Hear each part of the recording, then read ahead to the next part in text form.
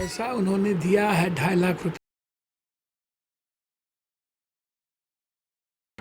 उन्होंने कहा मेरा बजट इतना है, लेकिन उन्होंने यह नहीं कहा कि ये बजट का पैसा कहाँ है। जब हमको जब तनख्वाह देने के लिए पैसे की दिक्कत हो रही है, अब आप नौकरी के अलावा रोजगार की बात करने लगे। पहले आप 10 लाख नौकरी 10 लाख रोजगार की बात कर रहे थे, अब आप कह रहे हैं कि मैं रोजगार दूंगा, नौकरी पर कोई चल। नमस्कार, आप न्यूज़ फाउंडेशन देख रहे हैं, मैं हूं आपके साथ वंदना। इन दिनों बीजेपी और सरकार का नुराकुश्ती का खेल देखा जा रहा है। बता दें कि सदन में जिस मुद्दे को लेकर के लोग आस लगाए बैठी है बिहार की जनता, खासतौर से उम्मीद यही है कि बिहार की जनता को भला होगा, लेकिन इस बार का जो बजट पेश हुआ है उससे कहीं ना कहीं आम जनता को कुछ हाथ नहीं लगा है। हालांकि रोजगार के नाम पर युवाओं को जो है एक तरह से सरकार की तरफ से दावा किया गया कि शिक्षक हो या फिर अन्य और भी जो बहालियां हैं उसके तहत लोगों को रोजगार दिया जाएगा। जिस तरह से महागठबंधन की सरकार ने 20 लाख लोगों को रोजगार देने का वादा किया था, ये कहां तक सच है? क्या लगता है कि अब आगे आने वाले समय में महागठबंधन की सरकार लोगों को नौकरी दे पाएगी? हमारे साथ बात करने के लिए हैं जाप सुप्रीमो पप्पू यादव, और इनसे सवाल है हमारा कि रोजगार के नाम पे जो सरकार इस बार जो घोषणा किया है उससे क्या लगता है कि कम जाएगा? अच्छा, देश में रोजगार है,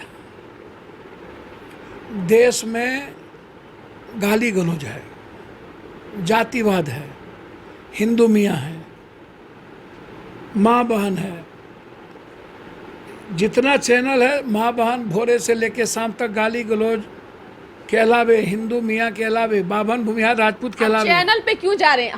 हमारा सवाल आपसे यही है। यूट्यूबर चैनल, सुनिए, यूट्यूब नहीं, आज यही एक संस्था अभी बची हुई है जो कि हर चीजों को लेकर के बता रही है। इस पे मत जाइए। हमारा सवाल आपसे यही है कि आप रोजगार को लेकर क्या लगता है कि महागठबंधन की सरकार लोगों को भविष्य सुधार पाएगी? जो पैसा उन्होंने दिया है 2.5 लाख रुपया करोड़, वो आएगा कहाँ से ये तो बताया ही नहीं।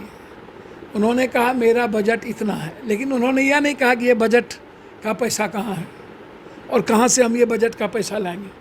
तो एक तो पहली गलती यही है कि बजट का पैसा वो दिखा नहीं रहे हैं और कहाँ से आएगा ये भी नहीं बता रहे हैं। सेकेंड दूसरा है कि केंद्र हमको 2.5 लाख करोड़ रुपया हम टैक्स देते हैं, हमको 350-400 करोड़ रुपया भी नहीं देती है।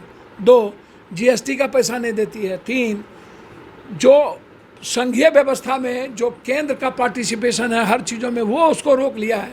तो हम तो टीचर से लेके किसी को तनख्वाह नहीं दे पा रहे हैं, जो केंद्र की भूमिका होनी चाहिए, जो हम नहीं कर पा रहे हैं। जब हमको जब तनख्वाह देने के लिए पैसे की दिक्कत हो रही है, अब आप नौकरी के अलावा रोजगार की बात करने लगे।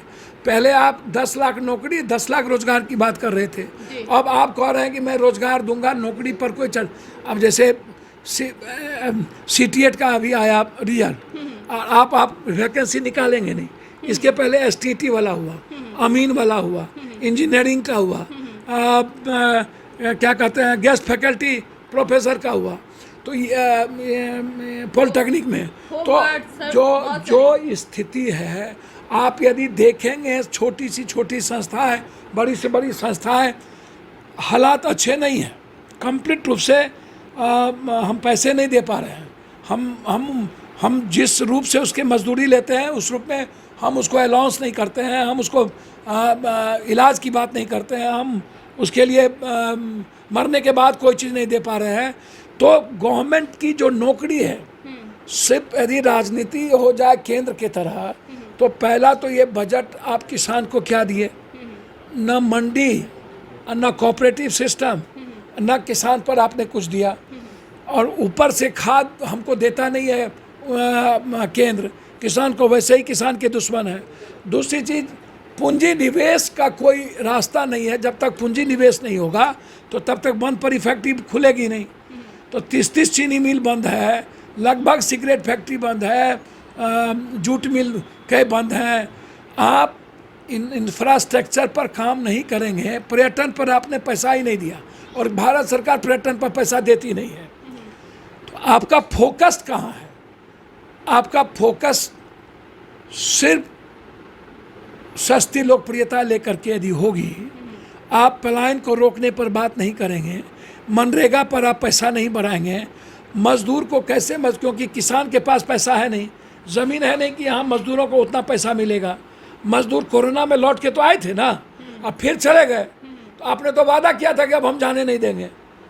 तो मनरेगा का जो पैसा है केंद्र सरकार देती नहीं है, और हम उस पर मनरेगा से ही हम मजदूर को अभी रोक सकते हैं अलग काम करके। किसानों की स्थिति है नहीं, और फैक्ट्री हमारे पास है नहीं। तो बिहार से बाहर जब जाता है तो हम लोग लात मुक्का खाते हैं। मणिपुर से लेके, महाराष्ट्र से लेकर, गुजरात से लेके सब जगह पूरे देश में हम लोग लात खाते हैं। तो आपका फोकस होना चाहिए बिहार की गरीबी पर। इकोनॉमिकल कैसे 6,000 रुपया आप कर रहे हैं पर कैपिटा इनकम। आज हम सिर्फ युवा की बात कर रहे हैं। पप्पू जी, आप युवा को लेकर के काफ़ी चिंतित रहते हैं। जब वह प्रदर्शन करते हैं, धरना देते हैं, आप भी उसमें शामिल होते हैं। आप भी लगातार बिहार सरकार से भी आग्रह किया कि इन नौजवानों के लिए आप कुछ सोचें। आपने भी बात कहा था।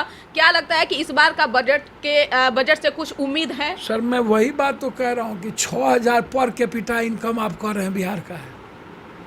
नेता, पदाधिकारी, माफिया, दलाल, जज, इन लोगों का बेचा बाल बच्चा 6,000 में करेगा नौकरी? 6,000 में ज़िंदगी चल जाएगी नेताओं की? तो आप जो यूथ को 6,000 रुपया, ये तो पकौड़ा चटनी से जो वो कर रहे थे, चाय या पकौड़ा, तो आप क्या कर रहे हैं? आप हमको बताइए ना। रोजगार पर आप कोई रोजगार कहाँ से देंगे? जब फैक्ट्री आएगी नहीं तो रोजगार कहाँ से देंगे? पूंजी निवेश आएगा नहीं तो रोजगार कहाँ से देंगे? जब आप कृषि को उद्योग का दर्जा दीजिएगा नहीं तो रोजगार कहाँ से देंगे? जब आप फूड प्रोसेसिंग पर काम नहीं कीजिएगा, मक्का पर, मखान पे आप फैक्ट्री नहीं लगाइएगा, माछ पे, आपको लीची पे, केला पे, आप 32% 38% चीनी हम देते थे, प्रोडक्शन था मेरा। अब मेरे पास 12% प्रोडक्शन नहीं है, तो हम चीनी क्या देंगे दुनिया को? आप क्या चाहते हैं? बाहर से हम मुक्ति मिलता नहीं है, उस पर आप काम नहीं करते। आप जिससे हमको रोजगार मिलेगा बाजार में, उस पर आप काम नहीं करते हैं। आप बैंक को आप सहूलियत नहीं दे रहे हैं ताकि हमको बैंक 5 लाख रुपया दे तो हम रोजगार कर सके, उस पर आप काम नहीं करते हैं। पूंजी निवेश नहीं लाते हैं, फैक्ट्री लाने का कोई सहूलियत नहीं है, तो आप बता क्या रहे हैं?